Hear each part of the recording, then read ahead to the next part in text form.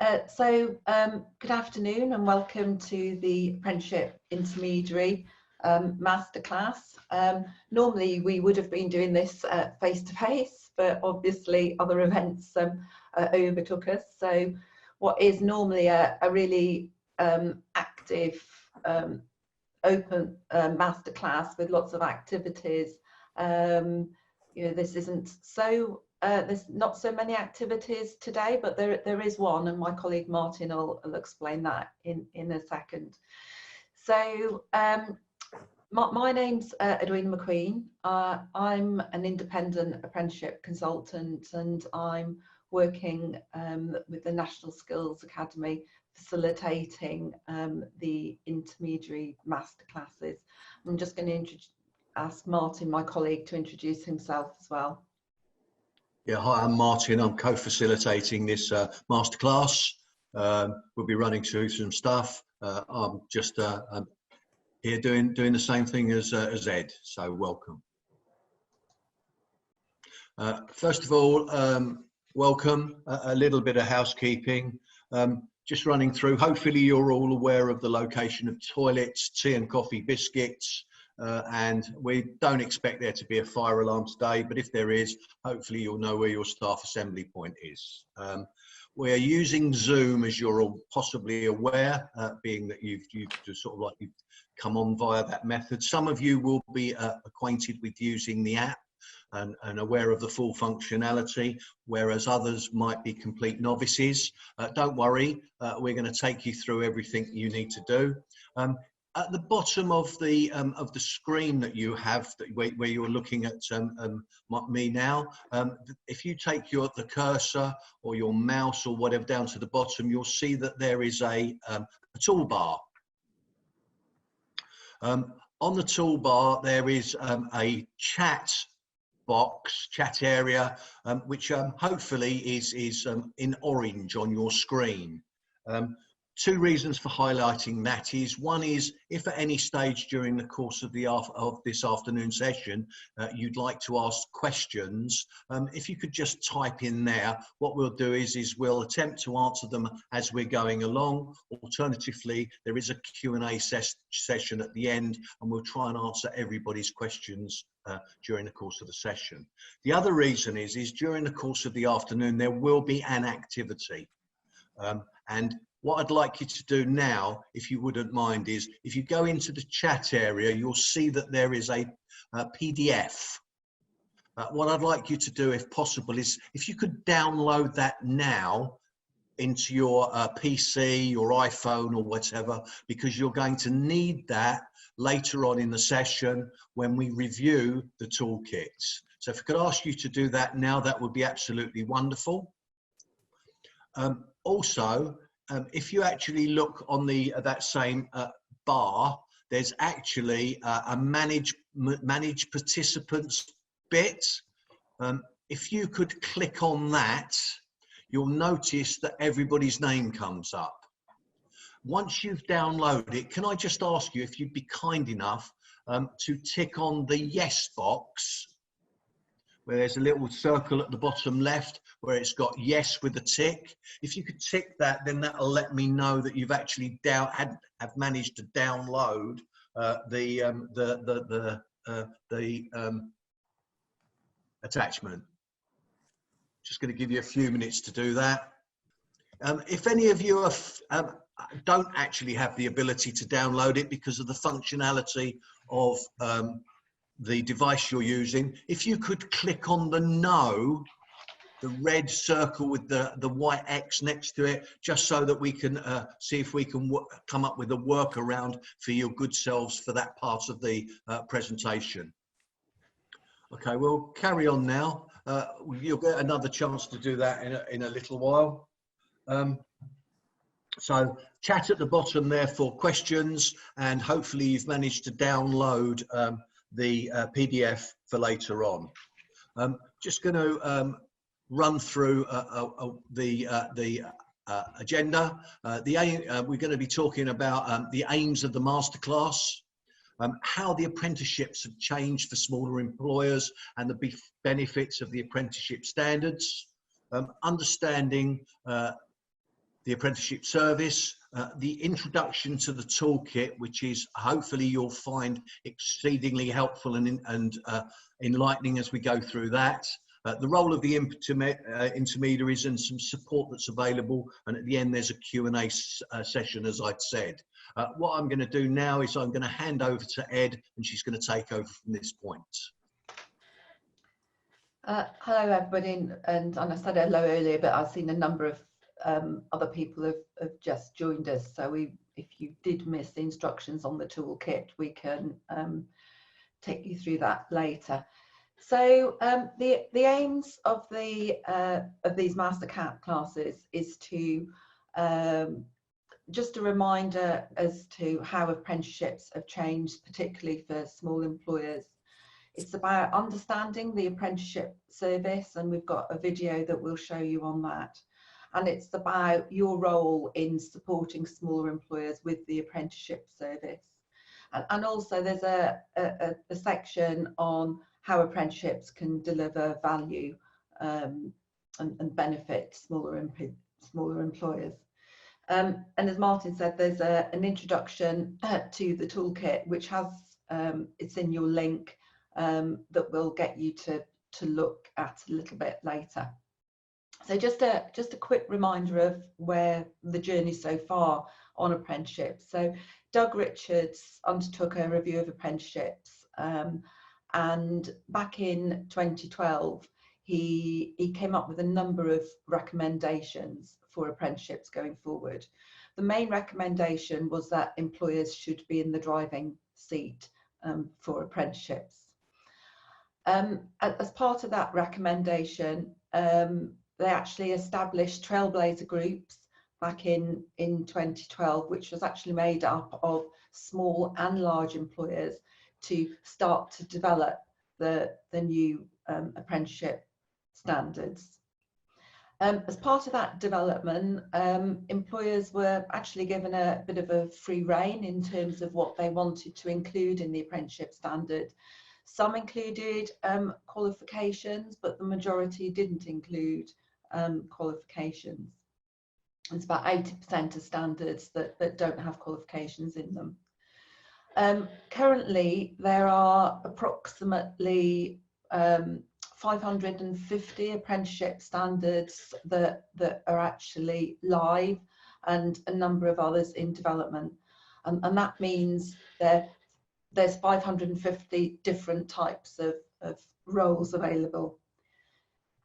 In 2017, the apprenticeship levy was introduced for large employers. Those are employers with a pay bill of over 2 million. Because another recommendation from Doug Richards was that employers should pay for the apprenticeships, because after all, they are real jobs in businesses. So at that time, when in May 2017, when the levy was introduced, the digital apprenticeship service was also designed to hold the funds. And as you're aware, this is partly what, well, not partly, this is what this session is focusing on, is from January this year, the digital apprenticeship service actually opened up to smaller employers. The key thing that's really important to recognise about this is that just towards the end of that flow chart at the top there, is that from November 2020 this year, it will be the end of non-levy contracts. That means there will be no more funding allocations issued for training providers from November 2020. Also significantly, what's going to happen this year is in August 2020, apprenticeship frameworks, the old frameworks as we know them, will come to the end. So if there's any apprentices currently on an old framework, that will be fine. They will be allowed to continue from there, but there will be no starts on the old apprenticeship frameworks after August this year. So how have apprenticeships changed for small employers, and what's and what's the benefits to them. Within England, there are 2.6 million small employers, so a lot. And the apprenticeship service changes are to make the system more flexible for small employers, giving them the same flexibilities as large employers have experienced. That flexibility includes they'll be able to choose a training partner of their choice.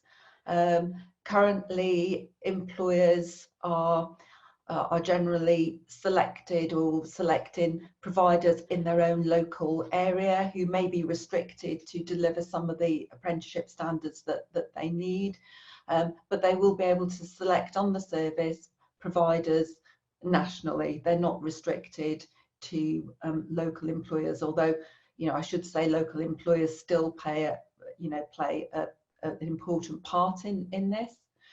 That they'll be able to get up-to-date feedback on providers' performance, and by that I mean they'll be able to receive feedback from other employers on what it's been like working with that provider, and they'll also be able to get feedback from Ofsted on their Ofsted quality.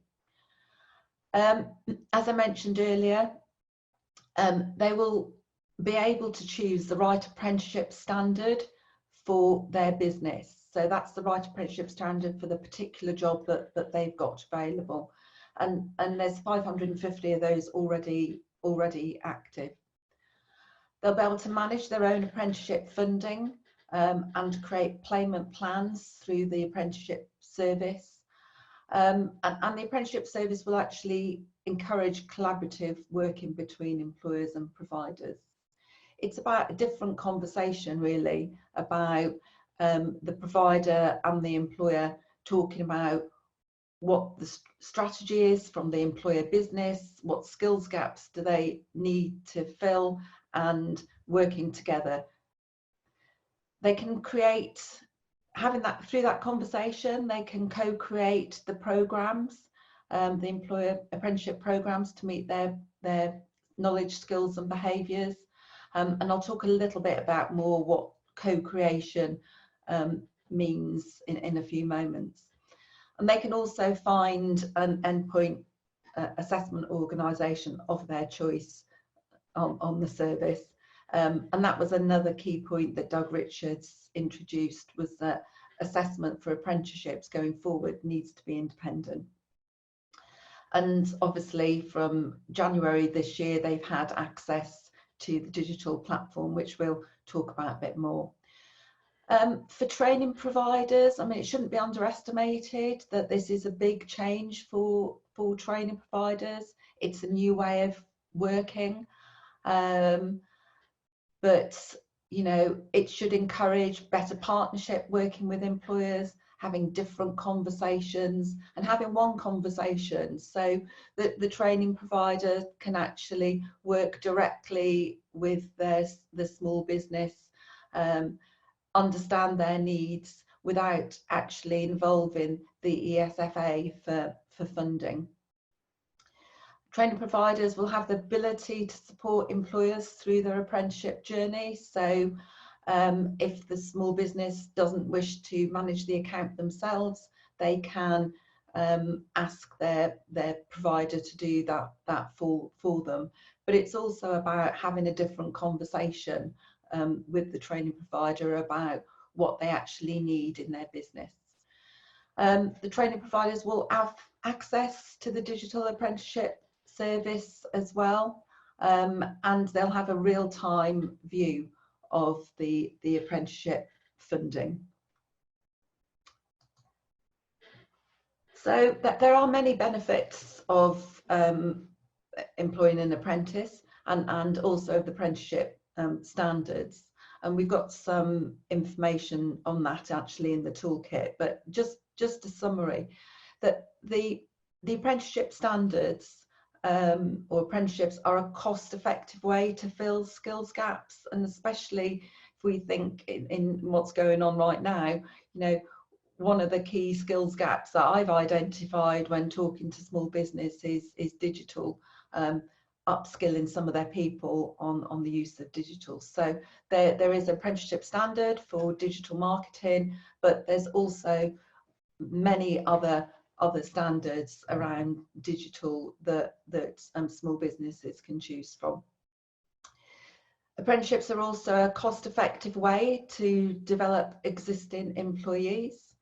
So they might be expanding their team, they might want to promote somebody to a team leader, so they can use an apprenticeship to actually do that. And there is a team leader program, but there are many other programs in there as well.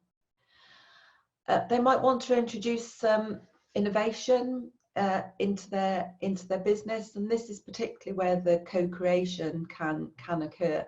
So many of the standards do have workplace projects in them, whereby the employer can actually shape that with the help of their provider.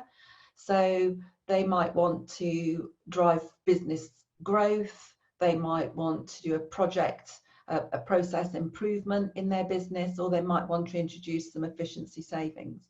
But it is a way for the small businesses to talk to their provider about, you know, this is what's going to benefit my business.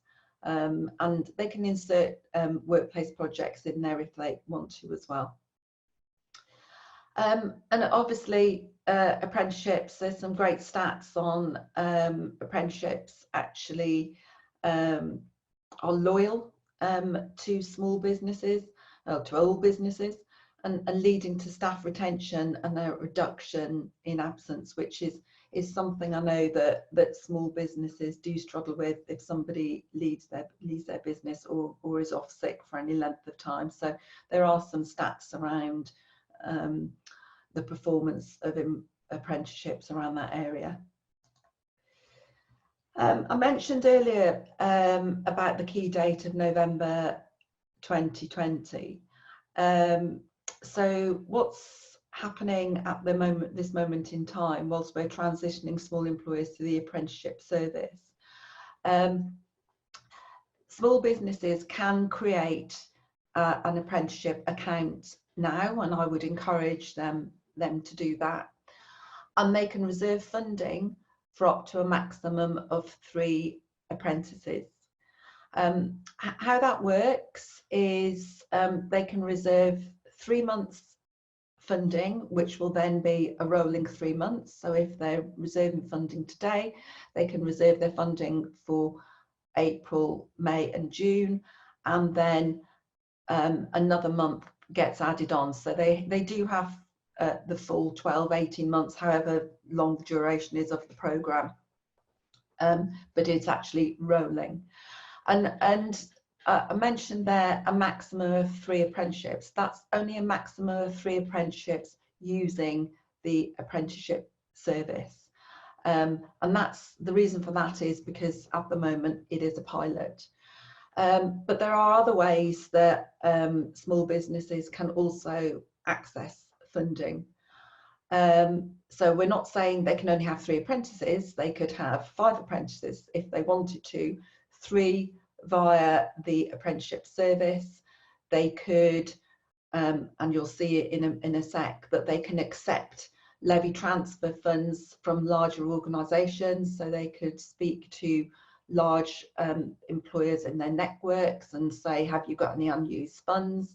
And they can get full funding that way.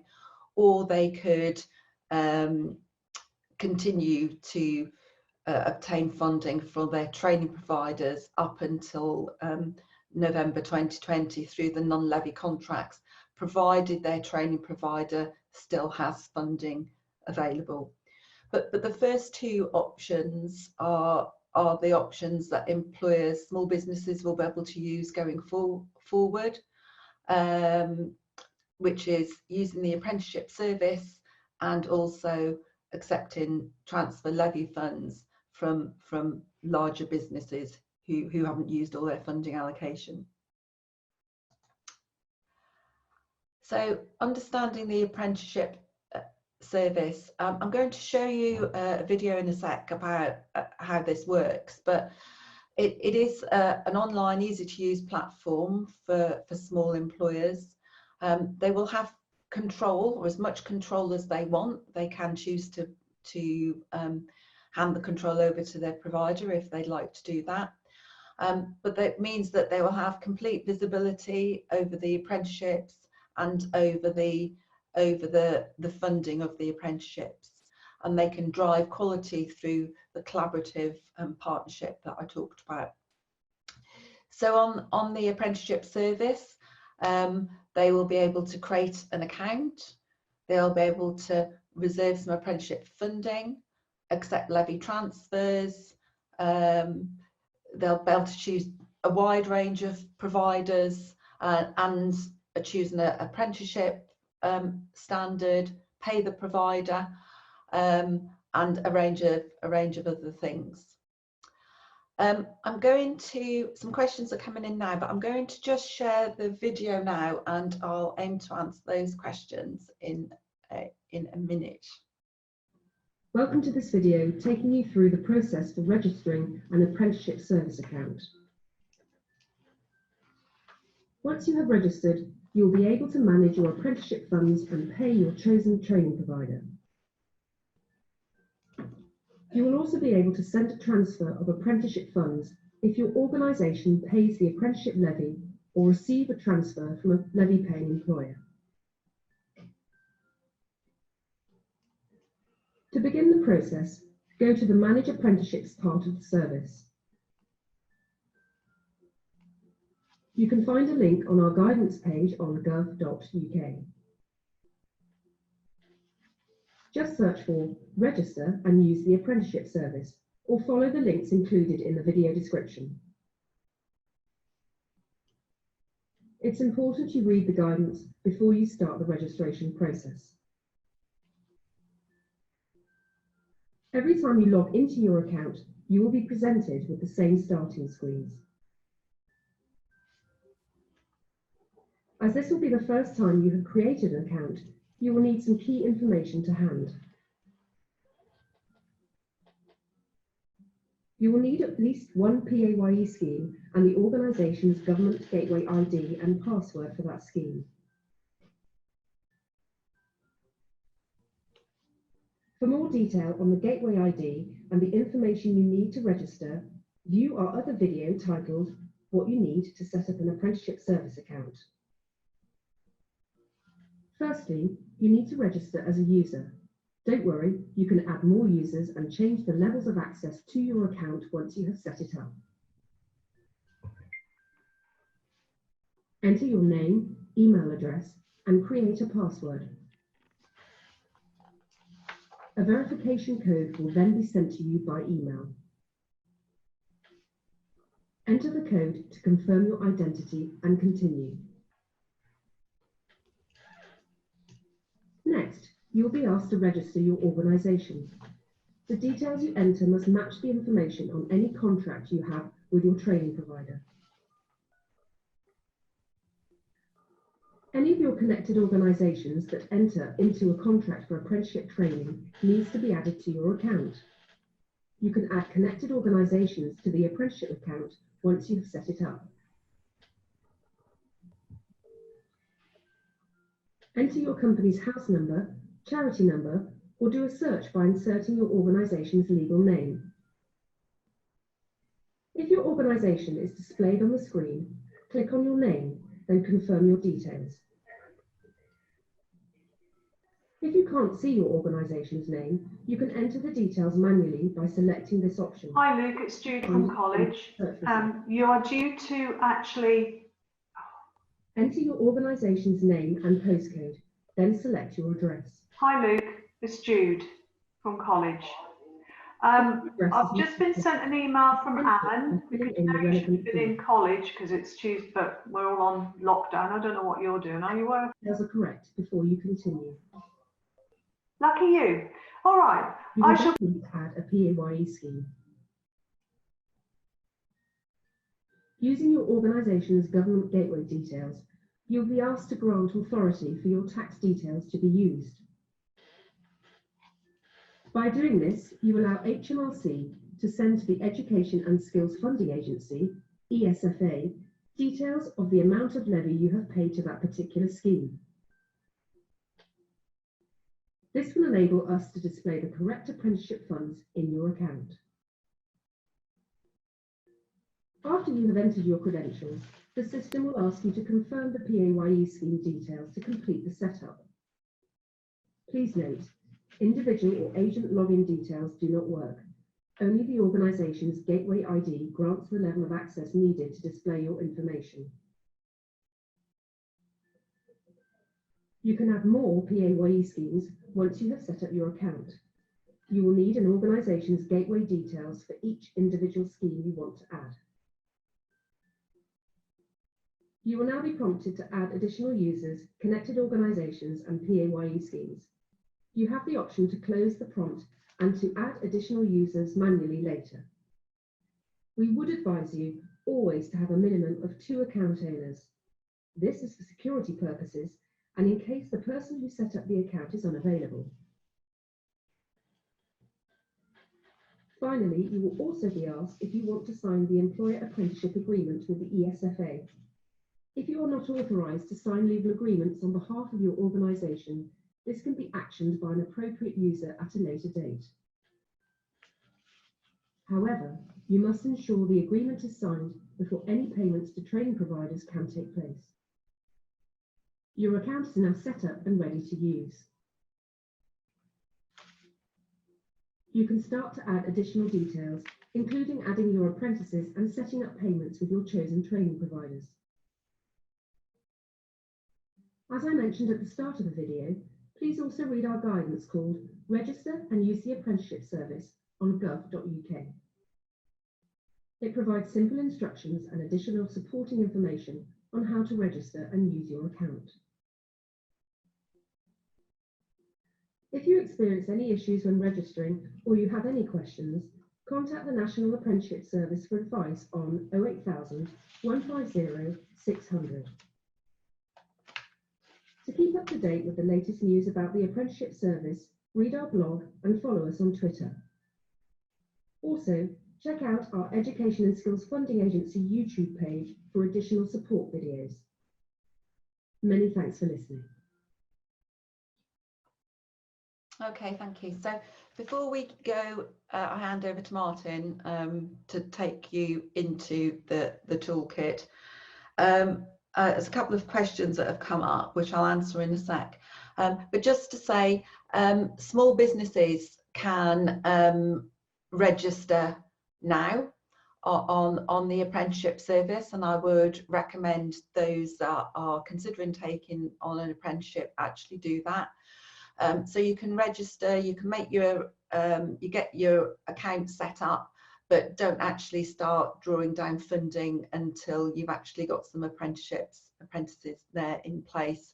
The video also talked about connecting organisations, so that's where you've got a small business that's on a couple of sites. They could actually connect organisations that way. That's what the connecting organisations mean. This video will be on the microsite, which we'll share with you a bit later. Just a couple of questions that's come up. One's come up from Adam. Will government only fund 3 apprenticeships per non-levy paying employer up until November? At this moment in time, yes, because I mentioned earlier that this is a pilot, but that doesn't, stop the small business having more apprenticeships. They could speak to their current training provider and still let's see if they've got some levy funds. So that would still be funded by the government, provided a local provider has funds available. But on this system, yes, it's just 3. But like I said, there could be government funding via some unused funding allocations. A question from Gareth about how long will the maximum of 3 apprenticeships last on the apprenticeship service. I'm not sure that I quite understand that, but that last question might have answered it. But just to say that in terms of funding, you'll get full funding for the 3 apprentices through the service, so it'll last for 12 months or 18 months, however long the apprentice is on programme. We're hoping, obviously, from November that 3 apprentices limit will be lifted, because we'll be out of the pilot phase then. But you know, that will be down to the ESFA. So I'd say keep a lookout for any announcements on that. But at the moment it is just 3. But as I said earlier, that doesn't limit them to 3. They can look at other ways of doing it. And Gareth has also asked, is there a mechanism for reducing SMEs to levy payers who want to transfer spends? In some regions like Greater Manchester, the LEP has got a mechanism for introducing. So LEPs, growth hubs in your area might have a way to do that. I know that in the area that I'm in the Marches, there isn't that facility there. But hopefully, you know, LEPs and growth hubs will actually start to do that. But I'd just say speak to your local LEP or growth hub to see if they have got an option to do that. But also get your SMEs to speak to large businesses in their network. The question they need to ask them is, you know, are you a levy paying employer? They might already know.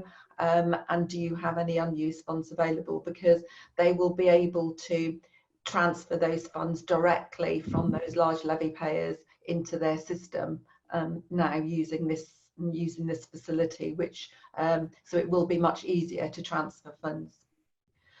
Okay, so that's the questions there. So I'm just going to hand over to Martyn now, who's going to tell you about the toolkit. Okay, welcome. Thanks, Ed. Some people came into the session a little bit after I'd done the introduction. So for those people, if you can mouse down or move your cursor to the bottom of the Zoom screen that you're on, you'll see that there is actually a toolbar. If you can go into the chat bit, you'll see that in there is a PDF that you'll need to download for the next part of the session. So if you haven't already downloaded it, I'd be grateful if you would now. The second part is on that particular toolbar, there's a bit that says Manage Participants. If you could double click on that and open that up, and when you've downloaded it, if you could hit the green yes bit to say that you've done it. And if you aren't able to, because of your device or some form of software problem, if you could hit the no red bit next to it, we can then make arrangements to make sure everybody is able to be involved in this part of the session. What I would say is that the toolkit is actually correct as of now. It's accurate, up to date, but it's still subject to change. So what I would do is I would ask you not to pass it round as yet. It will be in the microsite later on, so everybody will be able to access it when it's there. The toolkit has 14 distinct parts. There are several bits. There's lots of very interactive and helpful links in there, going from using the toolkit, the actual apprenticeships, how they've changed, which is a bit that Ed's covered already, the apprenticeship service, the apprenticeship standards, endpoint assessments, covers all those different things. There's a bit about finances, which is the 7th part.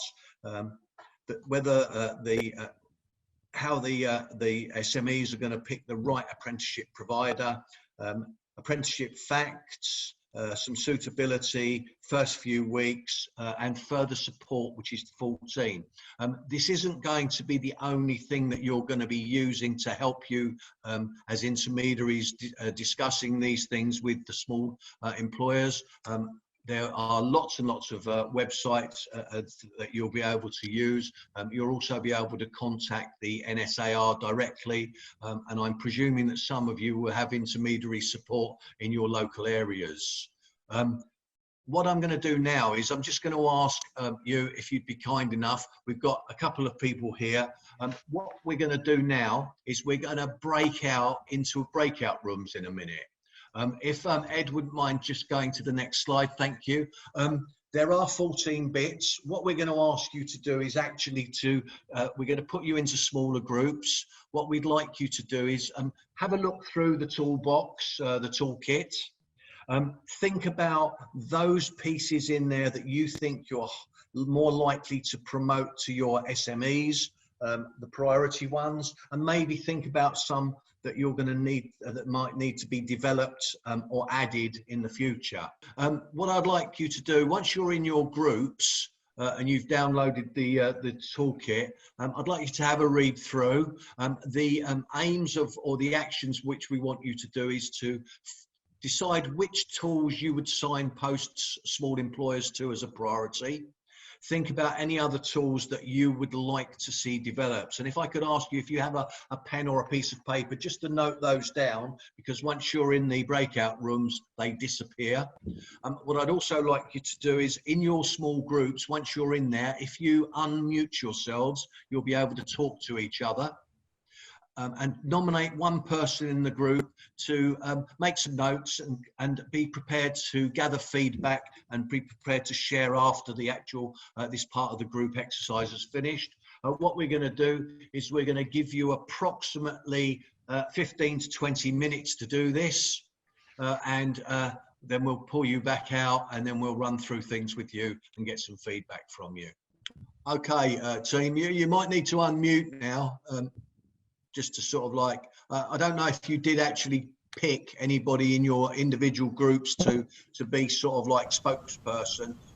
Room number 1 was a little bit difficult, to be fair, because room number 1 didn't actually have access to the downloads, so I was driving that. Mahindra, were you spokesperson or did you pick someone else? Okay. Can you hear me, Martyn? Yeah, we're not really agreed a spokesperson, but I think general consensus is that it's a really useful toolkit. But, it's pulled quite a few strands together. Obviously, concerns with the current climate at the moment, and I think for me personally, it's really going to be the case of sort of SME employer appetite to sort of re-engage with this all at the moment. Yeah, obviously it's going to be difficult because we don't know what the sort of like the future landscape's going to look like at all, really, to be fair. But hopefully, being optimistic, everybody will come through this and things will pick up again at the other end, and not too far into the future. No, I think it definitely. I think it sets out a good framework for everyone to follow and offers that consistency. It's a case of sort of practicing and going through it really, and I'm sure we'll get there. Okay, lovely. Thank you very much. Did anybody else from that group want to add anything? I'll take that as a no then. Room 2. I can't remember if that was that Jane, Sarah, Jasper, et al. Were you room 2? I can't remember what number it was, to be honest. Okay, well, whichever one it was, are you the lead for that one? As I can see, you're unmuted. Well, we didn't decide who was going to lead, as the same as the guy that just chatted before. But yeah, I mean, we agree. We think that the toolkit looks a useful tool to use. It seems to be quite straightforward, but we didn't really have enough time to look into and read it thoroughly. So again, you've got to go into the links, as you suggested, Martyn. You've got to go into the links and you've got to just practice on it, really. Yeah. Yeah, have a look through and see what's there. Was it from what you read though? Was it in a language you thought that would be useful? Was it set at a reasonably good level for everybody? Yes, I think so. Yeah. You know, so that everyone, well, it needs to be straightforward, doesn't it? And quite simple, really. Yeah. But yeah, from what we could see, then yes, it was that. Okay, lovely. Thank you very much, Jane. And someone from the other room, Gareth in the top corner waving. How you doing? Yeah, I'm very good. Thank you, Martyn. Yeah, so okay.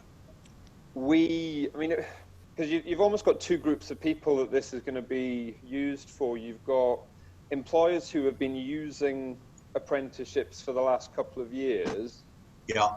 for whom some of the content is probably just a bit redundant now, because they'll be more than happy with what an EPA is. They'll be more than happy with why apprenticeships are great. So for them, I guess it's more about, well, what is exactly different now? So for those, I think, was it page 3? Yeah, I think that would be the key, and actually has got a number of really useful links, I think, there that we would guide effectively existing clients who are now transitioning onto the apprenticeship service. Yeah. Basically for them, it's page 3. Yeah. And I suppose highlighting the fact that historically they would go to the training provider to get an allocation of non-levy. They're now going to go on the apprenticeship service, so just making that very clear. Although probably they'll still go to the training provider for guidance and advice, and possibly even some kind of managed service around that. Yeah. You've then got other people who perhaps haven't used apprenticeships before, for whom a lot of the other information is really valid, you know, around, you know, what is an apprenticeship, what are the new standards, what is the EPA, and to me, the document was perhaps just could be better, maybe almost, I don't know, split into, well, that's for people who are more familiar, and this is for people who are brand new. But certainly, as a provider, you can highlight people, you know, in the right direction. So Yeah. I think it's a, you know, great document, you know, really useful. Having all those links through to all those resources, I think, is fantastic. Yeah. I can't remember whose group it was in, but I think Simon asked a question. I did ask, actually came out and asked Ed, and she knew, and she's going to answer it in a minute. But it does need internet access. So if Simon's there, he asked that question, whether I thought the stuff was the links were embedded, but actually they're not. It does require internet access. So sorry, Ed. Okay. So I hope that was valuable. Obviously, the last part, further support, that you may have had a look at or may not have had a chance to, does actually offer lots and lots of different things and lots of different ways to help. So I'm going to pass back over to Edwina now. So Ed, over to you. And thank you, everyone. Thank you. Thank you. Yes, thank you, everybody, for engaging in that. And yes, sorry, Simon, the microsite, everything is need internet access for, so that the links aren't embedded, but you can, you know, as long as you've got internet access, you can access them. Okay. Also, Simon actually shared a piece of information with me, so I'll share that before I just start, which was to say that the New Anglia LEP, Norfolk and Suffolk, have a levy share coordinator in place. So if anybody is in that area, or has anybody's got any employers in that area, there is a levy coordinator in place at the New Anglia LEP, where you can where they're going to coordinate levy transfers. So you know that is a really useful piece of information, because like I said, not all LEPs are doing it. We've also got that in Cambridgeshire and Peterborough. Okay, so Cambridge and Peterborough. I think it's a matter of just going and checking with your own local LEP to see whether they're doing anything or whether they're planning to do something, because it certainly is a great thing to do, because what it actually means is that unspent levy from large employers in your LEP area can be kept in that area. If it's not used, if unspent levy isn't used, it gets transferred back to the government and goes into the government investment pot. It's still invested in skills, but you can't control it where it's going. So it's great for those LEP areas that are doing that. Okay, so just finishing with the final bit of the masterclass. So supporting smaller employers with the apprenticeship service, and this is really very much about your role as intermediaries. So just as a reminder, November 2020 is a key date. That's when non-levy contracts for providers will finish, and NSAR, working in partnership with the ESFA, was contracted to develop the toolkit, develop the microsite, and share the information for intermediaries. So the intermediary service is a centralised service, and it's focused on supporting the smaller employers. To date, we've done 360. We've got 366 intermediaries engaged. 56 employer and intermediary events have been run. 43 intermediary classes have been delivered. 4 masterclasses for providers and 5 for intermediary. I should say on there that the project actually finishes at the 31st of March, which is why we were keen to get these in today and also tomorrow. So your role as an intermediary service is to advocate apprenticeships to small employers, to help the small employers understand the business case. And as Gareth said earlier on, they will be at different stages of this, so you will need to adapt to that and help the small business see the value in having an employer-led program. And I think that will take a bit of time, especially for new businesses, new small employers coming on, because it will be a different conversation, and for training providers too. We mentioned the microsite. NSAR have put up a microsite. I'm going to give you the link to it in a moment, but go and register yourself on that microsite now if you haven't done so already. There's already lots of resources on there, videos, there's a quiz, so you can understand your knowledge of apprenticeships. There's different resources on there, but that's where the digital version of the toolkit will go. So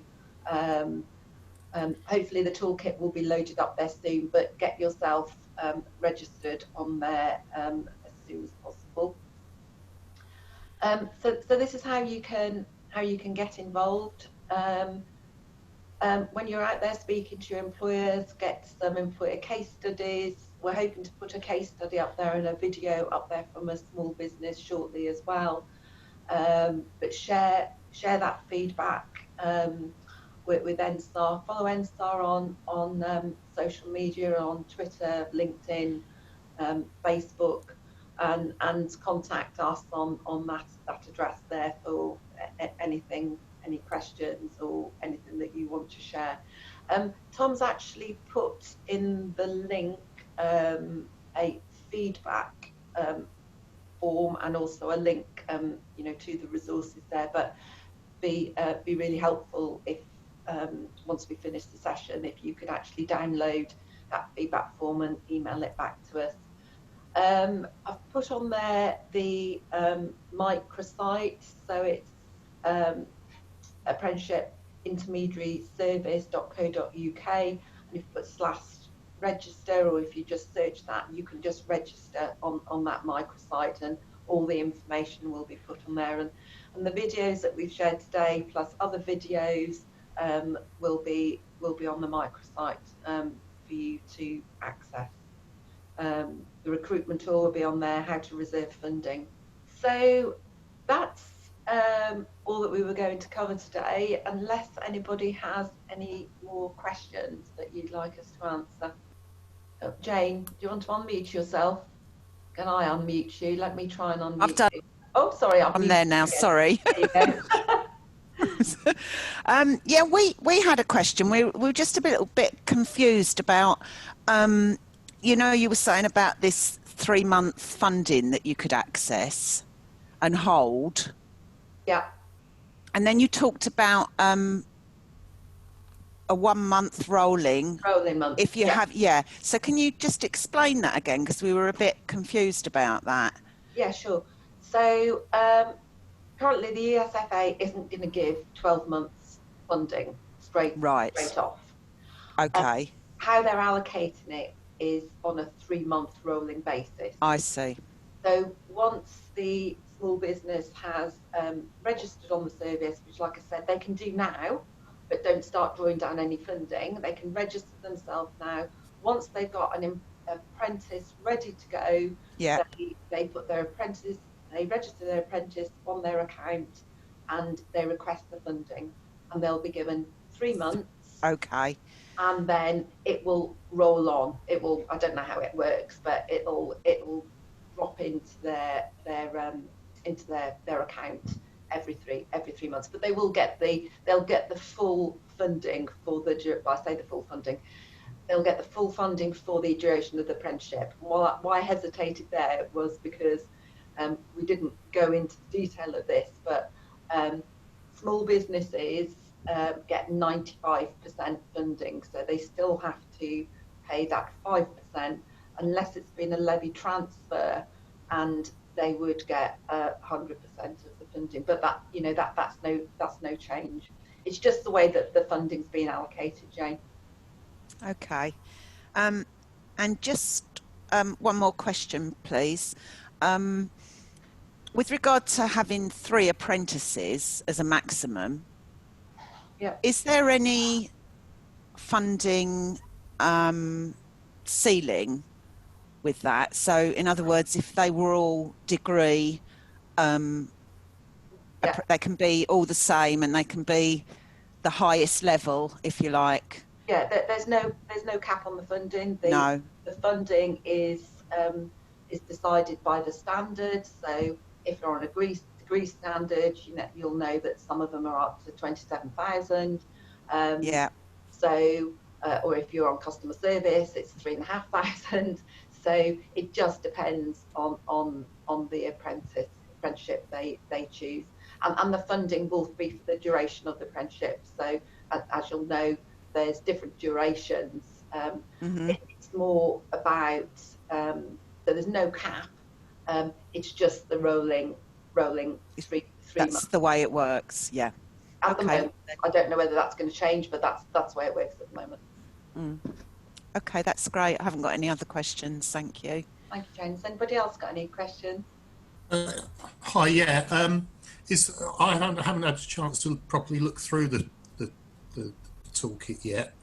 But going on from what Jane's just mentioned, there are some instances where SMEs can actually be fully funded if they recruit a 16 to 18-year-old. So does it make it abundantly clear there? Okay. Because not all learners will be co-funded. No.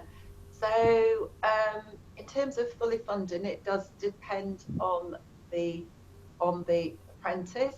So if you're 16 to 18 year olds, the small business still gets their additional, I think it's £1,000, isn't it? They get their additional money for taking on a young person. And also if a person is in a care plan, they get more funding for that. I'm not aware that they would be fully funded unless they were having a levy transfer, because it will depend on how they want to use that money, you know, for the extra £1,000 that they get. But you would think that they would put it towards the apprenticeship program. Does that make sense, Paul? Yeah, it's not this, but is it within the toolkit? So if an intermediary is using the toolkit to speak to a small employer, is that information there? I'm only saying it because I haven't had a chance to fully look through yet. I'm fairly sure it is. I would need to double check myself. I'm fairly sure it is under the financials piece. Okay, because as you can imagine, with a very small business, that's going to be pretty critical in terms of decision making. Yeah. Okay. Thank you. Okay, thanks, Paul. Anybody else? Any questions? Can I ask a question? Go for it, Sarah. Yeah, Sarah, I don't particularly, well, occasionally I have to deal with a business, but that's not my role. My role is to get people that are unemployed onto apprenticeships. And I haven't had a chance to study this toolkit at all. My understanding is that if an employer doesn't have to pay into the levy, that they can ask for this levy transfer, or is there some other sort of pot of money that can tap into as well?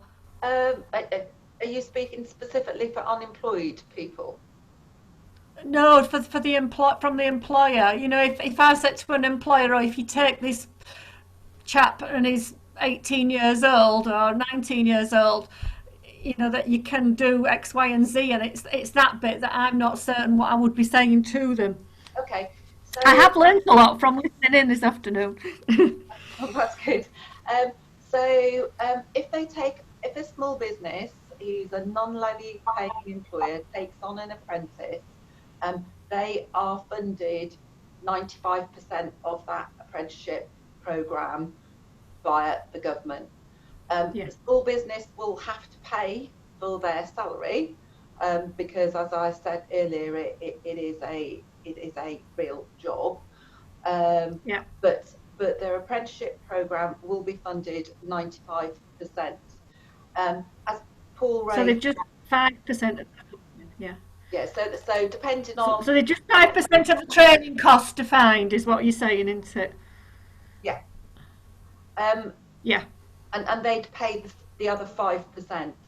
If they take on a young person aged a school leaver, 16 to 18-year-olds, they will get an additional incentive from the government of £1,000 on top of that. So if it was for customer service or business admin, the funding for that was 3,500. But if they take on a young person, they would get an additional £1,000 on top of that, so they could utilise that.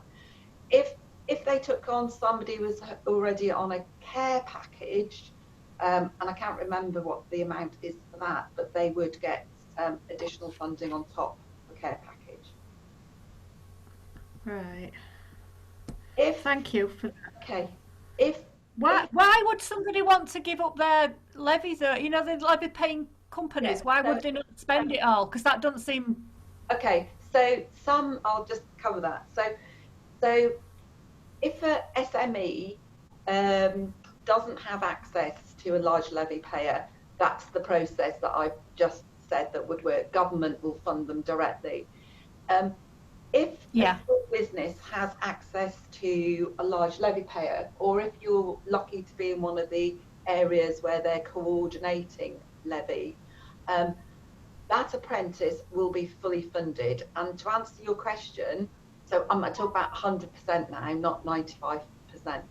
So specifically to answer your question around that,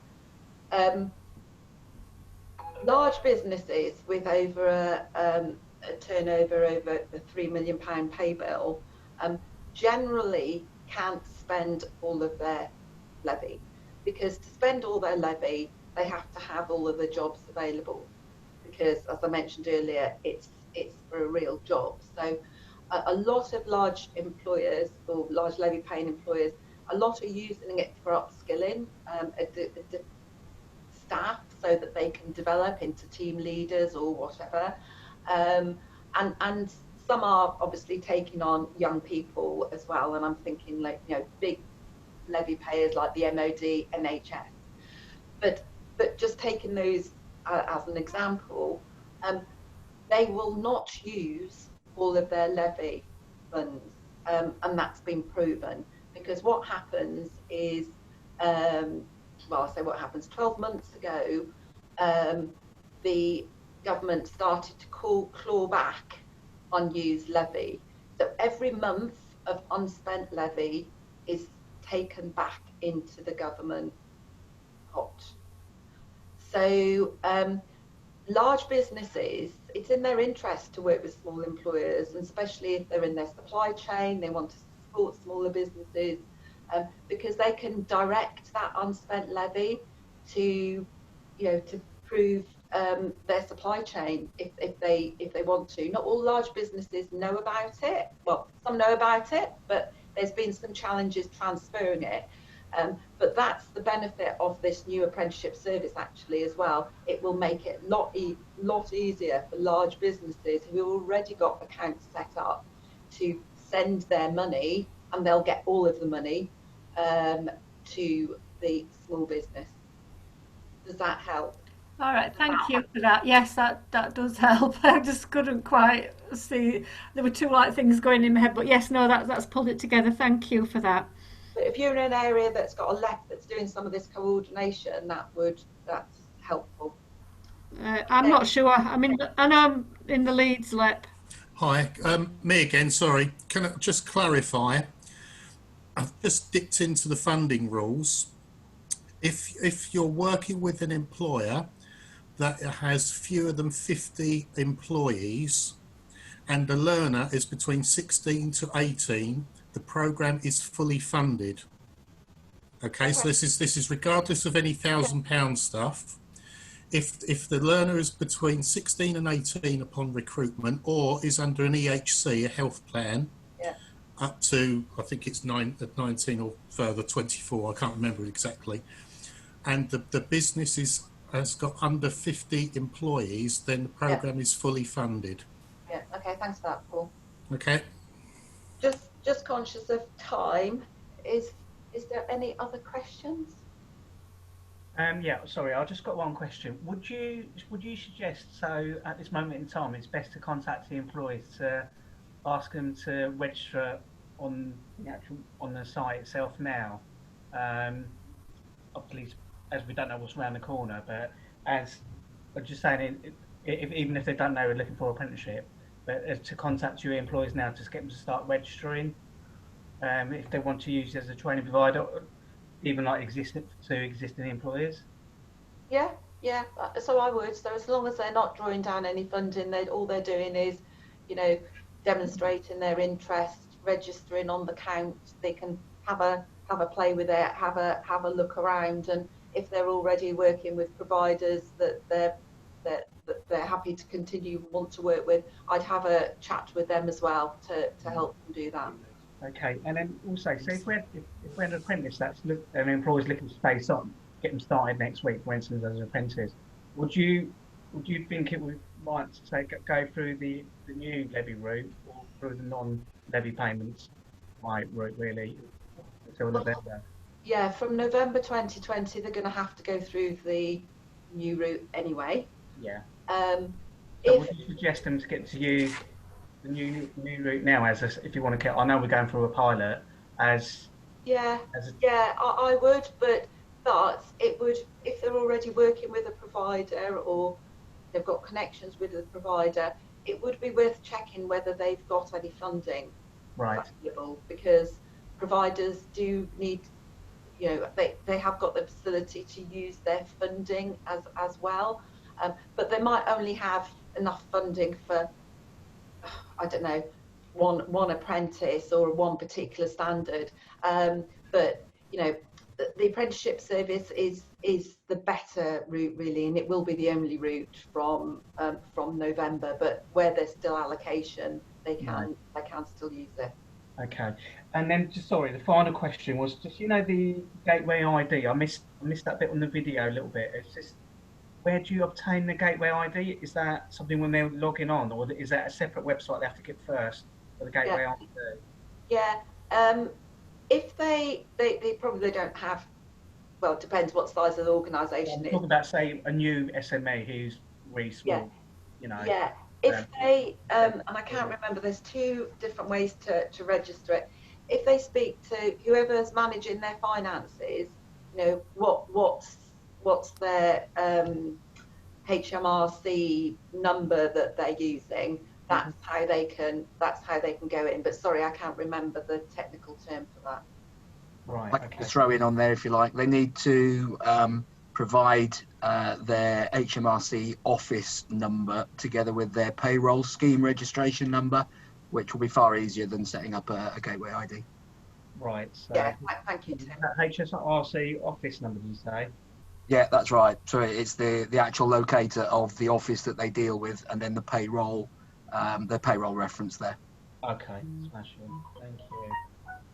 Their accountant, or they probably know it themselves anyway, but their accountant or advisors will help them. Yeah. Yeah, thanks, Tim. Thank you. So if that's it, we'll just say thank you for joining. I mean, if you do have any questions, there's a an email address as well from NSTAR, but I'd say, you know, get onto the microsite, get yourself registered, have a look around, go through some of the videos, keep a lookout for the toolkit, which will be on there shortly. So hopefully that was useful for everybody, and thank you for joining and for participating in it. And yeah, so thank you.